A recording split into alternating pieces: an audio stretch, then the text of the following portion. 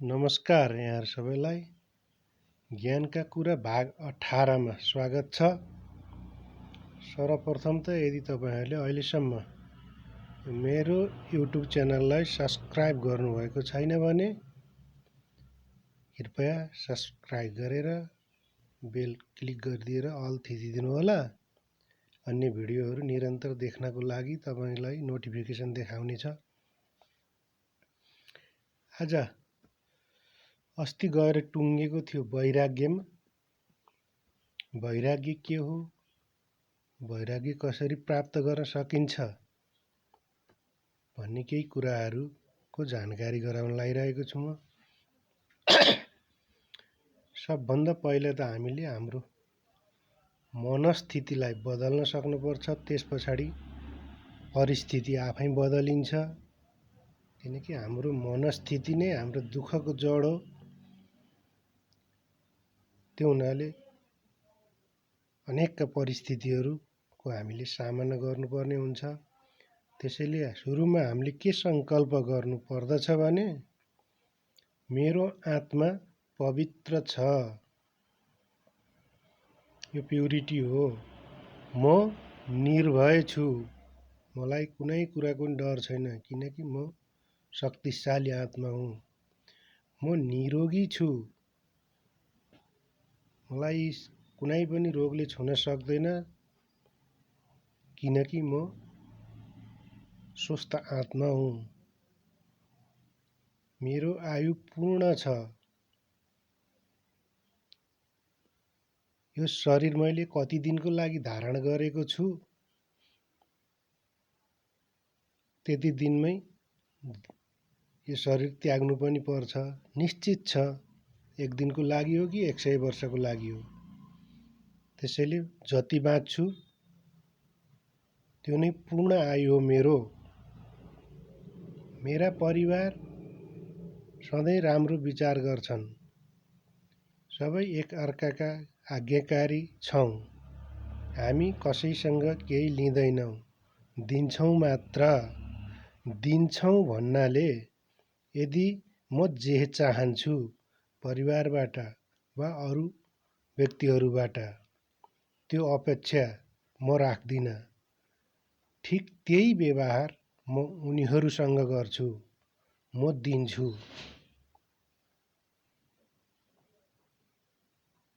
म अरूबाट सम्मान चाहन्न, तर म सबैलाई सम्मान दिन्छु, आदर गर्छु।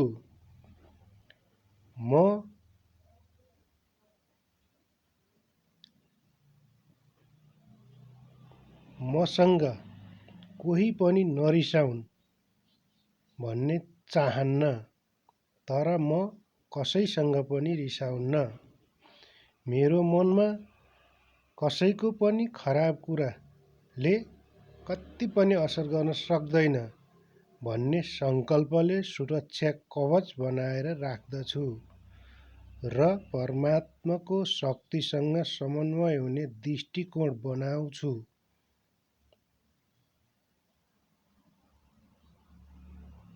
त्यसपछाडि मात्र ममा वैराग्य प्राप्त हुन्छ।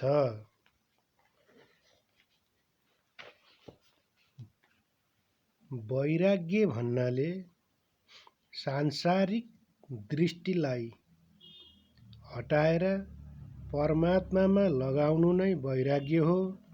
वैराग्यले अन्तस्करणलाई निर्मल बनाउँछ, मनस्थितिलाई स्वच्छ बनाउँछ, बदलिदिन्छ। वैराग्य राग दोष रहित विवेकबाट प्राप्त हुन्छ। यस लोक र परलोकका सम्पूर्ण भोगको आसक्तिको अभाव नै वैराग्य हो। आसक्ति त्याग गर्नु भनेको घृणा गर्नु होइन, ममता नगर्नु मात्र हो। त्यसबाट कर्ता भाव हटाएर साक्षी भावमा रहनु मात्र हो। कुनै पनि वस्तुप्रतिको घृणा वा द्वेष होइन, आसक्ति नहुनु नै वैराग्य हो।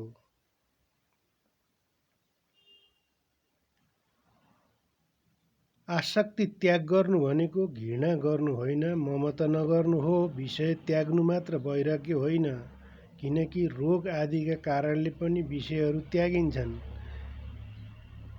साधन स्रोतको अभावका कारण र अति अपर्याप्तको कारण पनि विषय त्यागिन्छन्। कसैको आग्रह भए, लोभ मोहका कारण पनि विषय त्यागिन्छ। यस्तोमा विषयको तृष्णा सूक्ष्म रूपले मनमा रहिरहेको हुन्छ। जसका साथमा केही छैन, त्याग गर्नुको केही अर्थ हुँदैन। जवानीमा सुख सम्पत्ति भएर पनि विषय सुखमा मन रम्न नजान्नलाई सच्चा वैराग्य मानिन्छ। त्यसैले विवेकद्वारा विषयलाई पूर्ण रूपमा अरुचि गराएर निवृत्त गराउनुपर्छ। भोगा न भुक्ता वयमेव मुक्तास्तपो न तप्तं वयमेव तप्त कालो न आयतो वयमेव यातास्तृष्णा न जीर्ण वयमेव जीर्ण। अर्थात् भोगहरू हामीले भोगेका होइनौँ, बरु हामी नै भोगियौँ। तपस्या तप्त भएन, बरु हामी नै तप्त भयौँ। समय बितेको छैन, बरु हामी नै बित्यौँ। तृष्णा जीर्ण भएको छैन, बरु हामी नै जीर्ण भयौँ। वैराग्य हिमालयको कन्दरामा गएर ध्यान गर्दैमा प्राप्त हुने कुरा होइन। हिमालयको कन्दरामा पनि मन त साथमा नै रहेको हुन्छ। जबसम्म मन विहीनताको स्थिति प्राप्त हुँदैन, तबसम्म जीवनको द्वन्द्वबाट निस्केर सागरको गहिराईमा छिपेर बसेको सत्य देख्न सकिँदैन। वैराग्यको अर्थ निसङ्गता, अनासक्ति, समता हो। वासना र आसक्ति मनमा नै हुन्छन्। मनको नियन्त्रण भएपछि यसको स्वतः परास्त हुन्छ। सारा दुनियाँको भोग तिम्रा लागि मात्र होइन, तिम्रो लागि थोरै मात्र हो। त्यही आफ्नो थोरै हिस्सा ल्याऊ। यसको मतलब के छ भने वासना मेटाउनु भन्नाले सेक्स नै नगर्नु भन्ने होइन।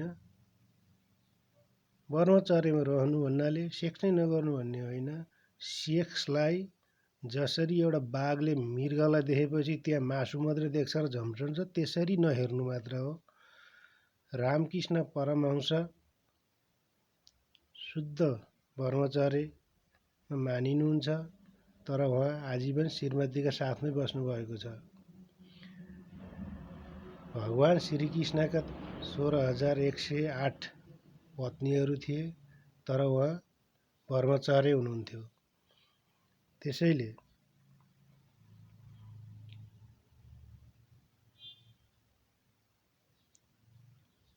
त्यही आफ्नो थोरै हिस्सा लिएर नलिनु वैराग्य होइन। ल्याऊ, तर विवेकले ल्याऊ।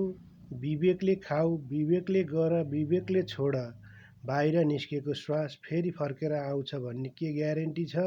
यस्तो कच्चा देह लिएर मिथ्या मोह राग द्वेष नगर। संसारमा आउँदा एक्लै नै आयौँ।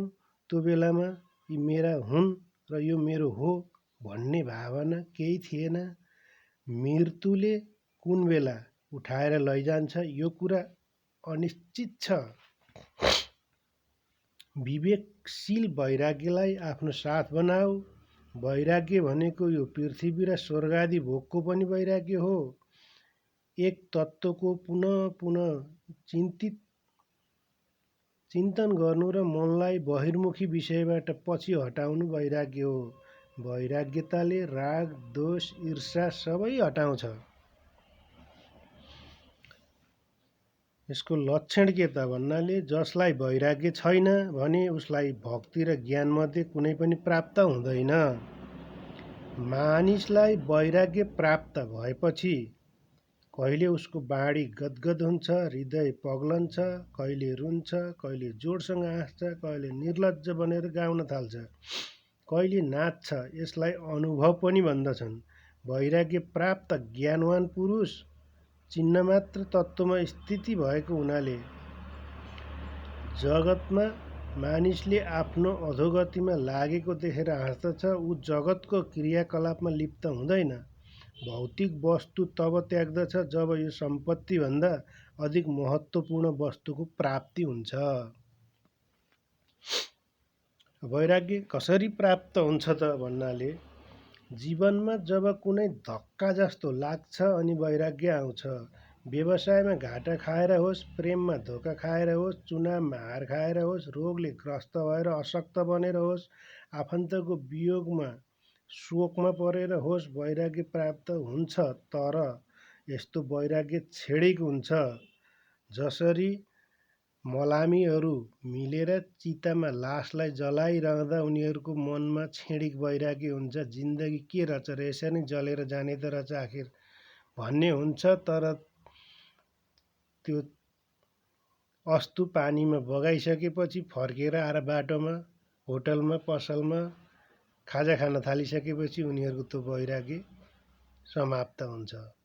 त्यो क्षणिक वैराग्य हो। कष्टकर स्थान देखेर आएको वैराग्य पनि स्थायी हुँदैन। तिनीहरू फेरि विषयमा आसक्त भइहाल्छन्। सामान्यत मलामी गएको बेलामा, कथा सुनेको बेलामा मानिसलाई वैराग्य उठ्छ। वृद्धावस्थामा र अभाव सङ्कटमा आएको वैराग्य साँचो वैराग्य होइन। यस्तो वैराग्यले कुनै लाभ छैन। संसारको जन्जालबाट मुक्ति पाउन भित्रैदेखि स्थायी वैराग्य हुनुपर्छ। वस्तु, व्यक्ति, अवस्था, परिस्थिति आदिको आफ्नो स्वतन्त्र अस्तित्व हुँदैन।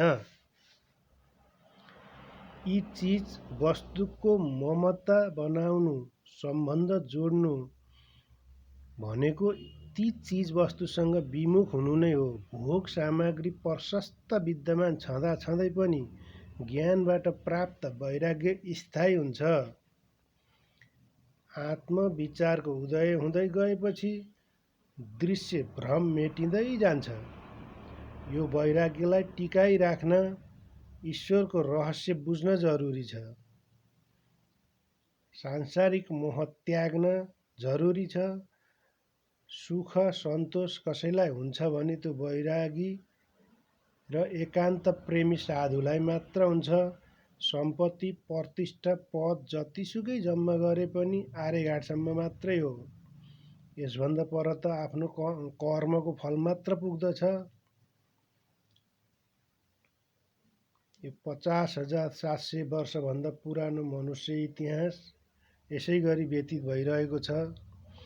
श्रीकृष्ण भन्नुहुन्छ, जन्म जन्मान्तरबाट अभ्यास गर्दा गर्दा गर्दा जब साधकलाई सबै पदार्थ र ब्रह्मलोक आदिबाट पनि वैराग्य हुन्छ र आत्मज्ञानद्वारा त्यसका संशय नष्ट हुन्छन्, तब मेरो भक्त भएपछि मेरै कृपाले त्यसलाई विवेक बुद्धि मिल्दछ र त्यस स्थितिमा त्यसलाई मेरो आश्रयस्थल परमधाम कृष्ण भावनामृत वैकुण्ठ धाम सहजै मिल्दछ, जसलाई गोलोक भनिन्छ। यस प्रकारका लिङ्ग शरीरको नाश भएपछि योगीले संसारमा आउनु पर्दैन। विषय सुखको चिन्तन गर्नाले मन चञ्चल भएर विषयासक्त इन्द्रियहरूद्वारा बुद्धिको विचारलाई हरिलिन्छ। जसरी जलाशयको तटमा उम्रेको कुश आफ्नो जटाद्वारा बिस्तार बिस्तार जल तान्दछ। सन्त महात्माहरूले विषयलाई त्यागिदिएका छन्, तर मूढ त्यसैलाई अँगाल्दछन्। जस्तै मनुष्यले छादेको वस्तु कुकुरले स्वाद मानेर खान्छन्। संसारका कुनै पनि विषयमा मन नजानु वैराग्य हो। बिना वैराग्यले दृढता आउँदैन। संसारका विषयलाई हेर्दै गरे पनि जसको मन त्यसमा रम्दैन, त्यसैले मात्र सच्चा वैराग्य प्राप्त गरेको हुन्छ। जो अधुरो वासना लिएर मर्दछ उसले बारम्बार जन्म लिइरहनु पर्दछ। वर्मविद्याद्वारा कामना शुद्ध गर्नुपर्छ। कामना शुद्ध गर्न विवेक वैराग्य जाग्रत गर्नुपर्छ। सत असतको विवेक नगरेसम्म वैराग्य जागृत हुँदैन। वैराग्यताले भन्दछ, तेरो के छ, त कसको होस्। तेरो त केही पनि छैन, त कसैको पनि होइनस्। जो तँलाई आफ्नो भन्छन् ती तेरा शरीरका नाता मात्र हुन्। आत्मा त न कसैको हो न आत्माको कोही छ। यो कुराको विचार गर्नाले मनमा वैराग्यता आउँछ। यसैले मुमुक्षु व्यक्ति मानिसको सम्पर्कमा कम आउँछन्।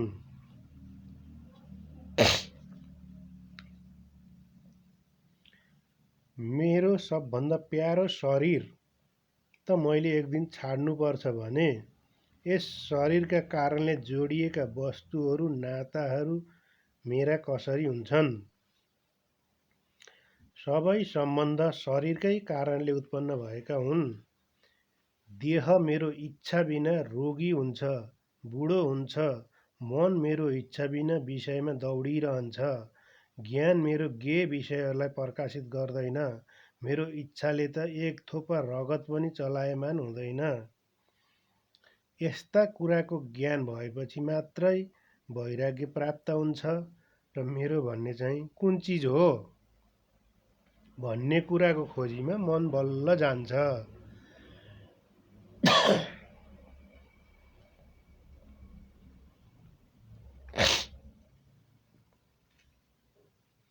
आँखाले रूप सुखतर्फ र छालाले स्पर्श सुखतर्फ तान्दछ।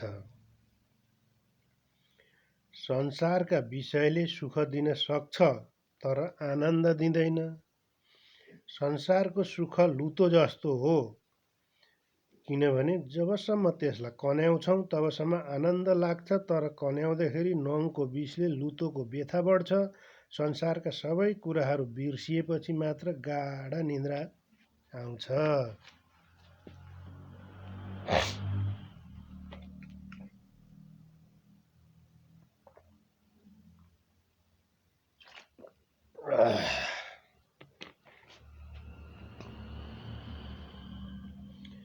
वैराग्यलाई देखाउने होइन, भित्र राख्नुपर्छ। वैराग्य प्राप्त भएपछि नयाँ प्रारब्ध उत्पन्न हुन दिनै हुँदैन।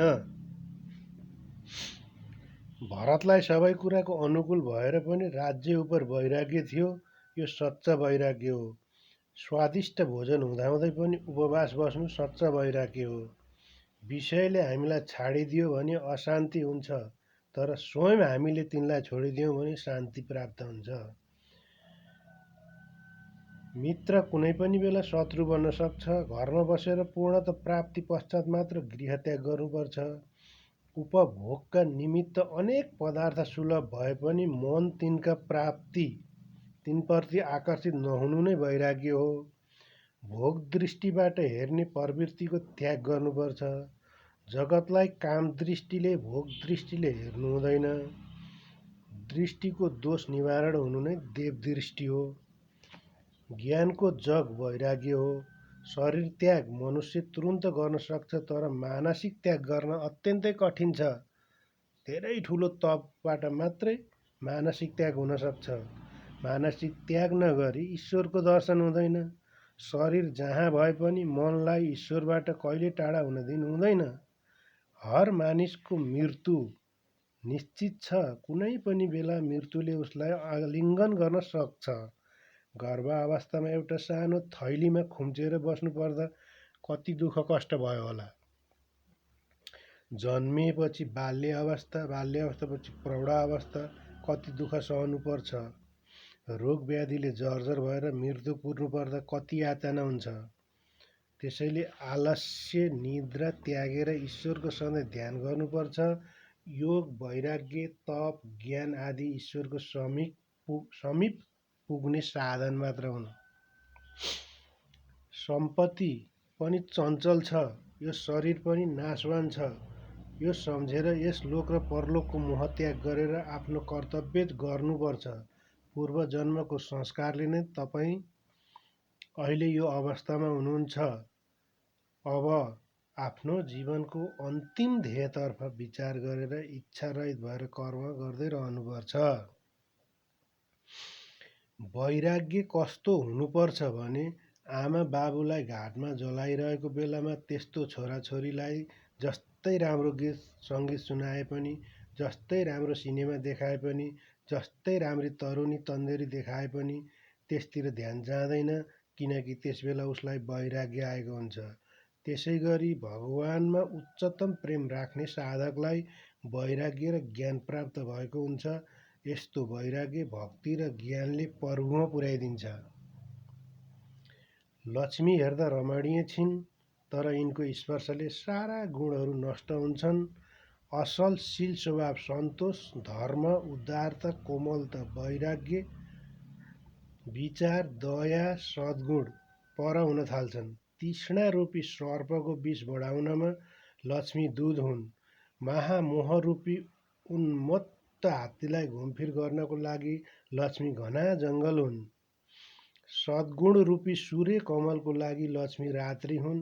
भोगरूपी चन्द्रकमलको लागि लक्ष्मी घना जङ्गल हुन्। भोगरूपी चन्द्रकमलको लागि लक्ष्मी चन्द्रमा नै हुन्। वैराग्य रूपी कमलिनीको नाशको लागि लक्ष्मी हिउँ हुन्। ज्ञान रूपी चन्द्रमालाई आच्छादन गर्नको लागि लक्ष्मी राहु हुन्। मोहरूपी लाटोकोसेरोको लागि लक्ष्मी रात्रि हुन्। दुःख रूपी बिजुलीको लागि लक्ष्मी आकाश हुन्। तृष्णा रूपी लहरलाई बढाउन लक्ष्मी मेघ हुन्। संसारका प्रत्येक वस्तु क्षण भङ्गुर र विनाशील छन्। विनाशी वस्तुको वियोग अवश्यम्भावी छ। जुन वस्तुको प्राप्ति हुँदा वा योगमा सुख प्राप्त छ, त्यसको वियोगमा दुःख अवश्य छ। संसारका प्रत्येक वस्तु वियोगशील भएकोले दुःखप्रद छन्। अनित्य वस्तुमा पूर्ण र निरन्तर सुख प्राप्त हुँदैन, त्यसको अनन्तत दुःखमय नै हुन्छ। यस लोक तथा परलोकका भोग पदार्थ सबै अनित्य छन्। यस्ता लाभ परलोकका अनित्य समस्त दृश्य, अदृश्य, श्रुत, अश्रुत पदार्थहरूबाट वितृष्ण हुन जानु नै वैराग्य हो। जबसम्म विषय अरूप्रति अनुराग रहन्छ, तबसम्म परमात्मा प्रतिको चरम ध्येयमा दृढतापूर्वक स्थिर रहन सक्दैन। मानिसको शरीर बेग्ला बेग्लै हेर्ने हो भने हाड, मासु, रगत, छाला, बोसो, कफ, विष्ठा, मूत्र सबै घृणास्पद प्रतीत हुन्छ। रमणीयता कुनै विषयमा छैन, त्यो त केवल हाम्रो मनको कल्पनामा छ। हामी नै आफ्नो रुचि अनुसार विषयहरूमा सुन्दरताको कल्पना गरेका हुन्छौँ। विषयमा सुखरूप भएको भए एउटै विषय भिन्न भिन्न स्वभावका मानिसका लागि कसैलाई सुखरूप र कसैलाई दुःखरूपको अनुभव हुने थिएन होला। कसैले कुनै लडाईँ जित्यो भने जित्नेलाई सुख र हार्नेलाई दुःख त पक्कै हुन्छ। त्यो लडाईँ कसैलाई दुःख र कसैलाई सुख भयो। मानिस आफ्नै लागि सबैसँग प्रेम गर्दछन्। जबसम्म स्वार्थमा बाधा हुँदैन, तबसम्म प्रेमको स्वाङ रचेर व्यवहार गरिन्छ। आफ्नो शरीरसँग पनि हामी आफ्नै सुखका लागि प्रेम गर्दछौँ। जब शरीरद्वारा हाम्रो बाधा पुग्दछ, तब हामी त्यसलाई समेत त्याग्न चाहन्छौँ। जसरी सपनामा ठुला पर्वतबाट खस्ने अनेक दुःखको सामना गर्नुपर्ने हुन्छ, बिउझँदा ऊ आफ्नो बिस्तारामा नै सुतिरहेको हुन्छ, त्यसै गरी यो संसार सत्यरहित भए तापनि अज्ञानले गर्दा सत्य अनुभव हुन्छ। पानीको फोका उठ्यो फुट्यो, यही नै त यस शरीरको स्थिति हो। यसैले विषयहरूबाट विमुख भएर नित्य वस्तुको खोजीमा लाग्नुपर्दछ। वैराग्य नभइकन ईश्वरप्रति अनुराग हुन सक्दैन। विषयासक्तिको त्याग नै वास्तविक विषय त्याग हो। जबसम्म आसक्ति बाँकी रहन्छ, तबसम्म गृहादि त्यागद्वारा पनि कुनै लाभ हुँदैन। कुनै पनि विषयको आसक्ति अभिधाजनित मोहद्वारा हुन्छ। जीवनको परम ध्येय स्थिर भएपछि त्यसका अतिरिक्त सबै पदार्थहरूप्रति वैराग्य हुन जान्छ र साधकको हृदयमा दैवी भावको विकास हुन्छ र अन्तस्करण सात्विक बन्दै जान्छ। इन्द्रियहरू वशमा हुन जान्छन्। हृदयका सम्पूर्ण पापहरू नष्ट भएपछि भगवानको प्राप्ति हुन्छ। पृथिवी रत्न सम्पूर्ण हिरण्यं पशवं स्त्रियं नालमेकस्य तत् सर्वमिति मत्वा समं व्रजेत्। रत्नले भरिएको सारा पृथ्वी, संसारको सारा सुवर्ण, सारा पशु सुन्दरी कुनै एक पुरुषले